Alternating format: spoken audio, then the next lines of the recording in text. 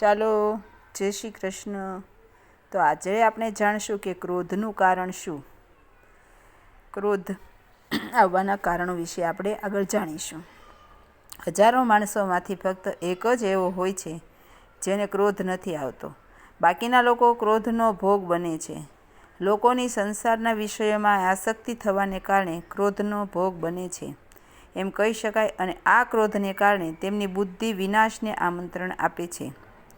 વિચાર આવે છે કે શા માટે આપણે ક્રોધ આવે છે, તેનું મૂળ કારણ શું? જો સામાન્ય કારણ જેવા જઈએ તો આપણું ધારેલું ન થતાં આપણને ક્રોધ આવે છે. ક્રોધનું સામાન્ય કારણ પણ આધ્યાત્મિક જ્ઞાન સાથે સંબંધ ધરાવે છે. ઊંડાણપૂર્વક વિચાર કરતાં એવો પ્રશ્ન ઊભો થાય કે આપણે જે ધાર્યું છે એનો આપણને અંદરથી એવો તો કેવો દ્રઢ નિશ્ચય કરી લીધો હશે કે જે ન પૂરો થતાં આપણને ક્રોધ આવી જાય. વિષયોની એવી તો કેવી માયાજાળ કે એમના ચક્રમાં આપણે એવી રીતે ગૂંચવાઈ જઈએ કે તેને લગતી ઈચ્છા પૂર્ણ ન થતાં આપણને ક્રોધ આવી જાય. ક્રોધનું મૂળ કારણ બને છે વિષયો. વિષયોનો અર્થ થાય સંસારના રુચિસ્પ્રદ પદાર્થો કે જેનો વિનાશ નિશ્ચિત છે એવું જાણતા હોવા છતાં પણ આપણે એના મોહમાં ભોળવાઈ જઈએ છીએ. તેમના તરફ આપણું મન લલચાય છે. ફિલ્મો, સિરિયલો, બજારમાં મળતી વસ્તુઓ, ઘરેણાં, કપડાં વગેરે વિષયો જ છે. તેમના તરફ આપણી આસક્તિ જન્મે છે, એટલે કે તે પદાર્થોને મેળવવાની ઈચ્છા આપણને થાય છે, કામના ઉદ્ભવે છે. જો આ કામનામાં કોઈ વિઘ્ન આવે તો આપણને ક્રોધ આવે છે. આપણે કોઈ પણ જગ્યાએ જવાનું ધાર્યું હોય અને આપણને ત્યાં જવા ન મળે તો પણ આપણા મનમાં ક્રોધ આવી જાય છે. ક્રોધનું કારણ આપણે એક ઉદાહરણ દ્વારા સમજીએ.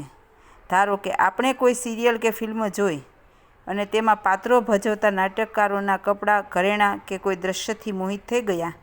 તેમના ઘરેણાં કે કોઈ દ્રશ્ય ફરી જોવા આપણે એ સિરિયલ કે ફિલ્મને વારંવાર જોઈએ છીએ, જેના કારણે આપણને તે વસ્તુઓ મેળવવાની ઈચ્છા ઉત્પન્ન થાય છે. અને જો આપણી આ ઈચ્છાની પૂર્તિ કરવા માટેના માર્ગમાં જો કોઈ વિઘ્ન આવે અથવા તો આપણી ઈચ્છા પૂરી ન થાય તો આપણી અંદર ક્રોધ આવી જાય છે. વિષયોનું ચિંતન કરનારા પુરુષને તે વિષયોમાં આસક્તિ જન્મે છે. આસક્તિથી તે વિષયોની કામના ઉત્પન્ન થાય છે અને કામનામાં વિઘ્ન આવવાથી ક્રોધ જન્મે છે. સંસારના દરેક પદાર્થો નાશવંત છે. માનવી આ વાત જાણતો હોવા છતાં ક્રોધનો ભોગ બને છે. માનવીને ખબર જ છે કે આપણે જે ધારશું તે આપણને મળી જ જવાનું નથી, છતાંય માનવીને ક્રોધ આવી જાય છે. ક્રોધથી ઘણી મૂઢતા આવે છે. મૂઢતાથી સ્મૃતિમાં ભ્રમ ઉત્પન્ન થાય છે. સ્મૃતિમાં ભ્રમ ઉત્પન્ન થવાથી બુદ્ધિ અથવા જ્ઞાન શક્તિનો નાશ થઈ જાય છે, અને બુદ્ધિનો નાશ થવાથી એ પુરુષનું પોતાનું સ્થિતિથી પતન થાય છે.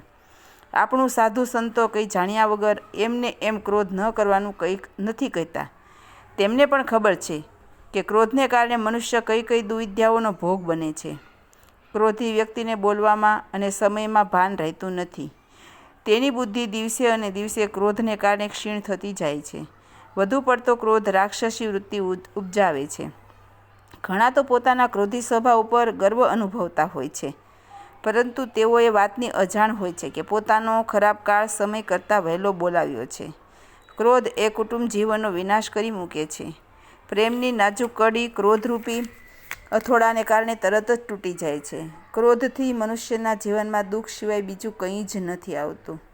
ધારો કે આપણને કોઈ પણ વસ્તુ લેવાની ઈચ્છા થઈ અને એ વસ્તુ આપણને ન મળે અથવા તો આપણાથી તે હાંસલ ન કરી શકાય, ત્યારે આપણને બહુ જ ક્રોધ આવી જતો હોય છે. ક્રોધ આવવાનું કારણ છે વિષયોમાં અનાસક્તિ. જે વ્યક્તિને વિષયો પ્રત્યે ક્રોધ કામના નથી ઉદ્ભવતી તેમને ક્યારેય ક્રોધ નથી આવતો. જે વ્યક્તિને સામાન્ય ભાષામાં કહીએ તો જેને સંસારના પદાર્થોમાં કોઈ રસ જ હોતો નથી. ધારો કે સાધુ સંતો. સાધુ સંતોને કોઈ પણ વિષયોમાં રસ નથી હોતો. તેને તો જે મળે, જે સમયે જે મળે તેમાં સંતોષ માની લેવાનો હોય છે. એટલે તે સંતોષ માની લેતા હોય છે, એટલે તેને ક્રોધ નથી આવતો. તે વ્યક્તિના સાંસારિક પદાર્થોમાં મોહ હોતો નથી. તે હંમેશા દિવ્યાનંદમાં રહે છે. આવા લોકો ભાગ્યે જ જોવા મળે છે, કારણ કે મોટાભાગના લોકો વિષયોના માયાચક્રમાં ફસાઈ જાય છે.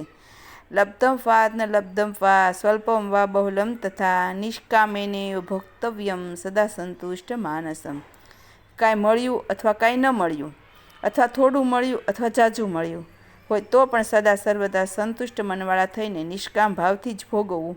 જેમને જે પણ મળે એમાં સંતોષ રહે છે તેઓ ક્રોધનો ભોગ બનતા નથી અને સદાય આનંદમાં રહે છે. અસ્તુ.